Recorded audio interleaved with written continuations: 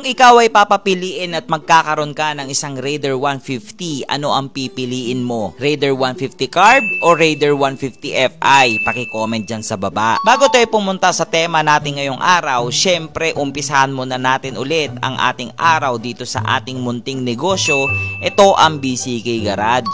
Nagtayo ako ng motor shop para mas lalo nating ma-enhance yung ating pagbibuild ng mga alaga natin. At the same time, nagkakaroon tayo ng extra income.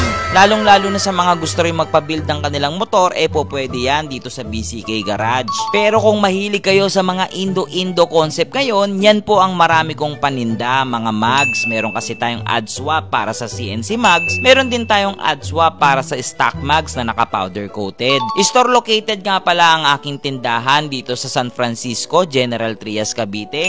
Pwede nyo rin tong i-check or i-waze BCK Garage. Marami tayo ditong freebies, pre-installation, pre-sealant, pre-pito, at marami pang iba. Check nyo na lang po. Balik tayo ngayon sa ating pinag-uusapan. Raider 150 Carb o Raider 150 Fi? Sa mga hindi nakakilala pala kay Raider 150 Carb natin na si Lucy X Lucio, sa kanya lang naman lahat nagmula yung mga kwento na ginagawa natin. Sa kanya lang naman din tayo ulit bumalik sa pagpasok sa motor show. Pero ngayon na may Raider 150 Fi na kasi tayo, medyo nakakalimutan natin siya at nagtampo na. Halos lahat ng pyesa niya ay mga pinaglumaan lang ng mga iba kong motor. Pero ngayon, para hindi ka magtampo, meron akong sorpresa at regalo para sa'yo. Tara, samahan nyo ko. So, what's up mga ka-Lucifer? Medyo hindi maganda ang panahon. Ang sama ng panahon. Dahil masama ang panahon, tapos wala naman masyado pang customer ngayong araw, may nagtatampo sa atin. Si kumpare, pogi na ulit. Buo na ulit.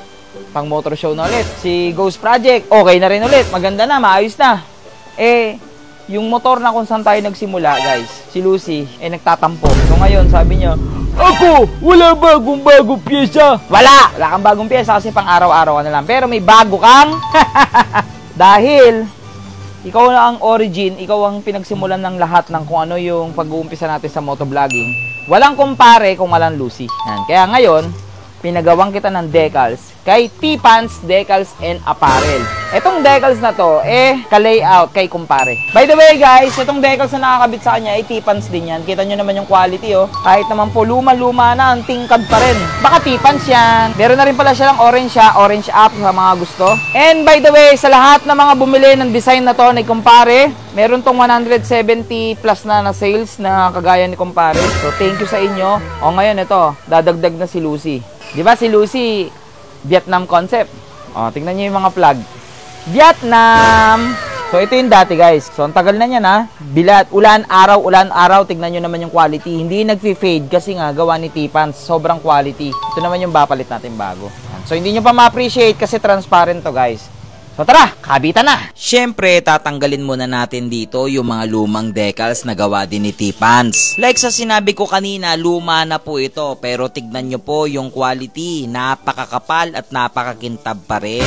Subok na talaga yung mga sticker ni T-Pants Decals and Apparel. Ilang motor na natin ang ginawa niya ng decals at never tayong napahiya. Sa mga naka-T-Pants din dyan na decals, paki-comment naman sa baba. I-judge natin, tignan natin kung ano yung mga design na pinagawa nyo kay T-Pants. Sa mga may gusto ng decals nila, pwede kayo mag-PM sa kanilang Facebook page at pwede rin naman sa kanilang Orange app. Sa dami ng mga inquiry nila araw-araw, nahihirapan talaga silang i-cater lahat ng customized decals. Kaya pati yung mga ayaw naman ng customize, hindi nila ma-replyan agad. Kaya para sa inyo, ang bibigay kong tips mag-message kayo or tignan nyo yung kanilang Orange app. Hindi naman ganun kahirap magdikit ng gantong decals, lalong-lalo na kung gagamit ka naman ang pinagbabawal na technique, ang shampoo with tubig. Sa ganitong pamamaraan kasi pwede mong i-move or ilipat-lipat yung decals nang hindi nawawala yung kanyang dikit at the same time naiiwasan nyo pa yung mga alikabok o yung mga bubbles.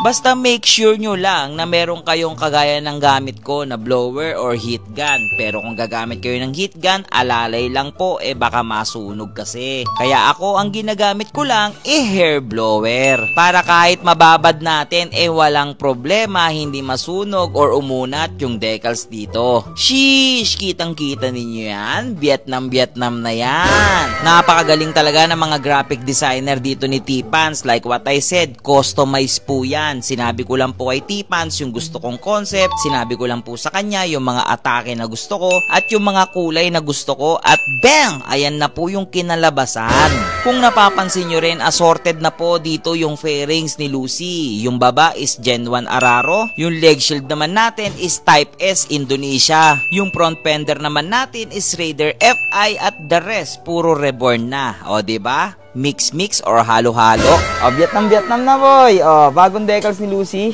Ayan na. Pagod ako. Kapagod talaga magdikit decals pero satisfied naman. O worth it naman o. Grabe. Tignan nyo yan, oh. Napakaganda talaga ng gawa ni T-Pans decals na para. Again, customize lahat yan, ha, para sa motor natin. Tapos yung quality, PPF. PPF yung quality, kaya grabe yung kapal ng decals. Tapos transparent. Diba? So, sa mga may gusto, alam nyo na. So, para makita nyo yung maayos yung tindigan dito ni Lucy, ex Lucio, para makita nyo mabuti, kapirasong one touch.